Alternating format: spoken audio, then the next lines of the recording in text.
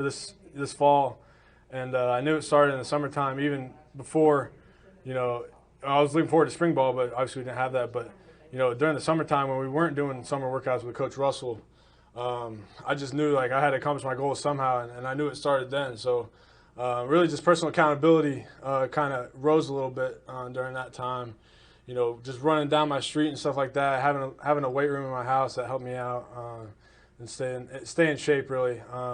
And also, once we got here, just the sense of urgency because we had, we have a little bit less time to prepare for a season with Coach Russell and stuff, and now we're in the practices, so the sense of urgency is there right now. So I'd say that's probably how it's changed. Thanks. So next question is from Bill Cameron. Nick, Coach was talking about the necessity of building as much depth as possible. Just talk about the progression thus far of the offensive line, and how many guys do you feel like, and who are they that you can count on there on the front? Yeah, so we've got a lot of talent, like I've always said, in the O-line room. It's just putting that talent on tape and making sure the coaches trust it. Right now a big guy that stands out to me is Brandon Council. Just watching him on the practice field, his demeanor, his how smart he is, intelligent wise. He's up there with the rest of us. So really, I would say we probably have 6 or 7 guys, maybe 8 that can definitely contribute. Everybody's gonna have to step up. We don't know what the season's gonna look like, whether someone gets quarantined, someone gets hurt, God forbid. But everybody, it's just a whole different year with depth this year. So everybody's gonna have to be ready in the room, whether you're a freshman or a senior. So everybody's got to get ready. Our next question is from Nathan King. Hey, Nick. Hey, thanks for talking with us this morning. When we talked with Anthony, he was saying guys are having to learn how to maybe play some different positions. It's very fluid this year because you might be asked to do more things than years past. How is Coach Bicknell kind of relaying that to you guys about maybe needing some versatility along the line? And are you working at multiple positions right now? Yeah, so obviously, that's big right for this season. Right now, it's really just competition. We're going to find the best 5 guys to go out there and play. And so whoever's best at, left guard is going to play. Whoever's best at right guard is going to play. And he's been switching everybody from right to left guard just to make sure that, he's not better at one side or the other, or left tackle, right tackle. So we've been doing that. I know Alec Jackson's been moving to guard a little bit just to get some competition there. And, if he's one of the best 5 that can play at guard, he's going to play. So that's just how it goes. Right now, I haven't played anything other than center, though. That might change in the future, but as of right now, I'm just staying locked in at center. So. Thanks, Nate. Our next question is from Gianna Hahn. Hi, how's it going? So what has it been like for you personally, being the only person with starting experience from last year, and who else, because you are the only one, who else have you seen step up and take on leadership roles alongside you? Yeah, so I think the guys have been great. A couple of them don't have starting. I know Brandon Council does in a different conference, but that carries over too. So I see some leadership in him. Brodarius Ham, obviously, Austin Troxel. Those 3 guys really, they've showed some leadership. Even if they haven't had starting experience in SEC, I still see it in them, and I still see that they can play and lead the guys that need to be led. So. I would say those 3 guys. Next question is from Mark Murphy. Nick, how important is it for the offensive line to get as much scrimmage type work and as possible before you play a game? And were you able to get your flying hours in this summer? Yeah, so scrimmage time is crucial.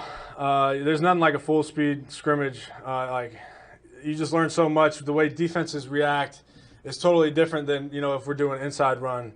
Linebackers fit quicker. It's not going to be like that in the game, and I think those drills are really made for it to be harder on us.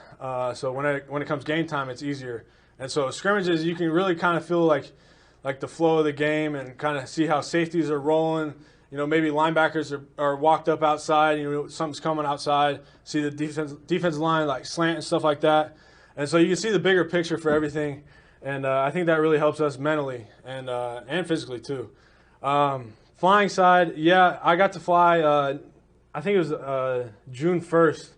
I started flying, so we had a ton of different protocols in, but we had to wear gloves and stuff in the airport and masks, obviously, and so we could take off the gloves in the cockpit, but leave the mask on and stuff like that. But I was able to fly a little bit. I'm on the multi-engine now, so bigger airplane, a little bit faster, a little bit more fun, more complex, though, a little bit more stuff to know, but it's fun. Thanks. Yes, sir. Next question is from Tom Green. Hey, Nick. Just what have you seen from Tayshawn and Keandre this fall, and who's primarily been working beside you at the guard spots? Yeah, Tayshawn and Keandre are very talented guys. They're big, they're fast, they're explosive. I think the main thing for them is just being out so long, they need to get in shape a little bit. Just like the rest of us, honestly, we're running every day after practice. I feel like we've never done that as an offensive line. I think it's good for us just to get in shape because that sense of urgency is there, especially with those guys.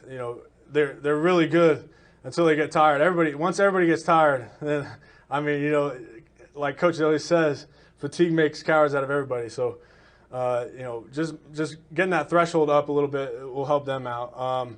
Right now, it's Brandon Council next to me, and Tayshawn, and Keandre and Alec Jackson and Tayshawn are all switching out in and out. So, and Brandon's switching out too, right and left. So, there's some competition going on, and it's fun. It's fun out there. So, looking forward to it.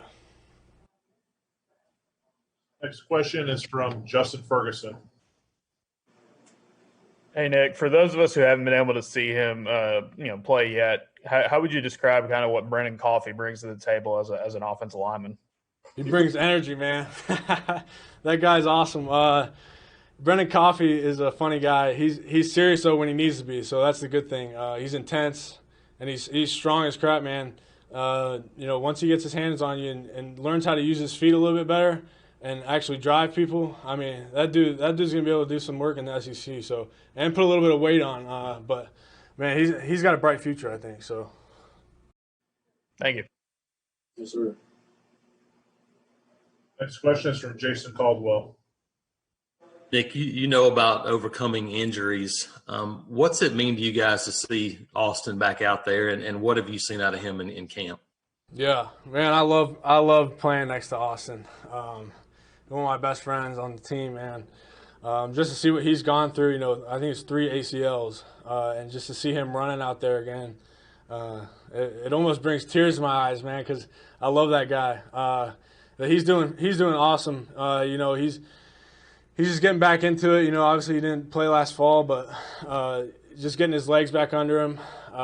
His pass set, might have to work on it a little bit just because he hasn't done it in a while. But I think he's gotten better. Like since the first day of practice, you could tell he's a little bit rusty. But now he's gotten the hang of it. He's getting in the groove of things again. So I think he's got a bright season ahead for him too. So. He's played some guard before, but they kind of leaving him at tackle just to kind of let him settle in right now. Yeah, they're leaving him at tackle right now. Yes, sir. Thanks, man. Yes, sir. Thank you. And a follow-up from Philip Marshall. Nick, how was it to kind of not really know your offensive line coach, at least not face-to-face until like 2 months ago?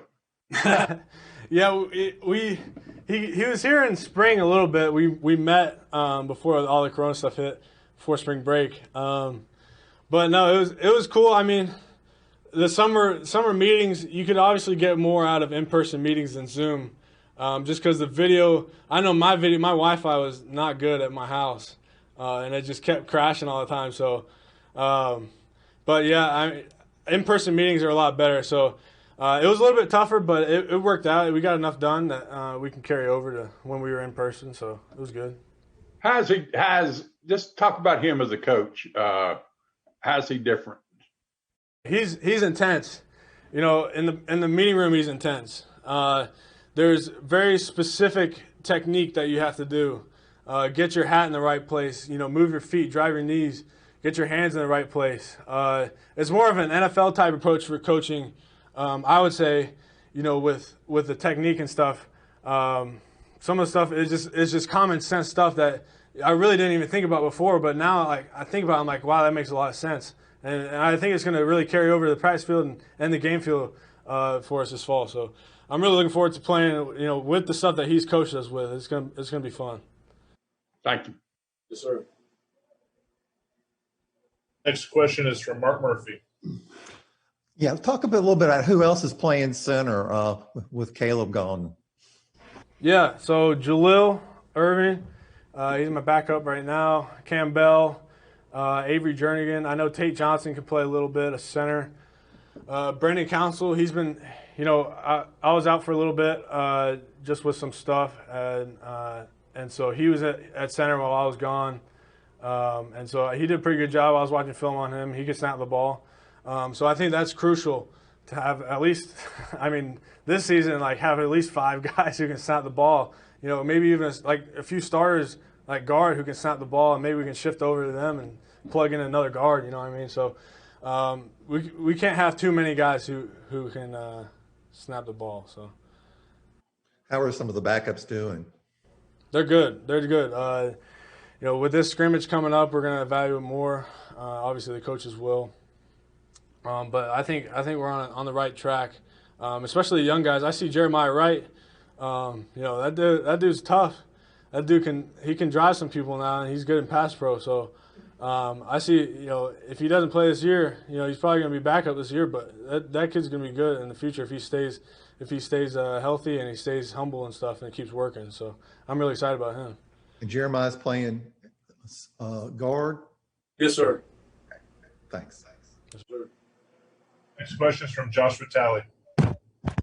Nick, talking to Anthony earlier, he said he's seen Bo Nix more comfortable and confident as a leader. Have you seen kind of the same things from him? Yeah, no doubt. Yeah. Bo, I think, with Bo in practice, he tries to let it loose. And this year, I think he really is. He's flipping protections for us. I'll even communicate to him, we'll flip protections.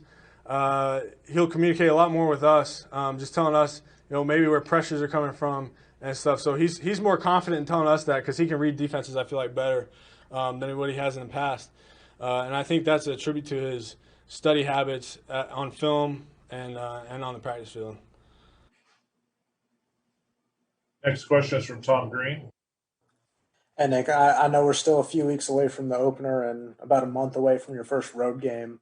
But with decreased crowds everywhere this season, have you given much thought about what that's going to be like for you on the road as a center? Yeah, actually, I have. It's going to be a heck of a lot easier, I think. Just hearing Bo clap, hearing him call out the play to us and stuff like that, it's gonna help a lot because sometimes communication. Obviously, we all know that's key, and if we can hear better, it's gonna make it a whole lot easier. So I think it's gonna be an advantage for us.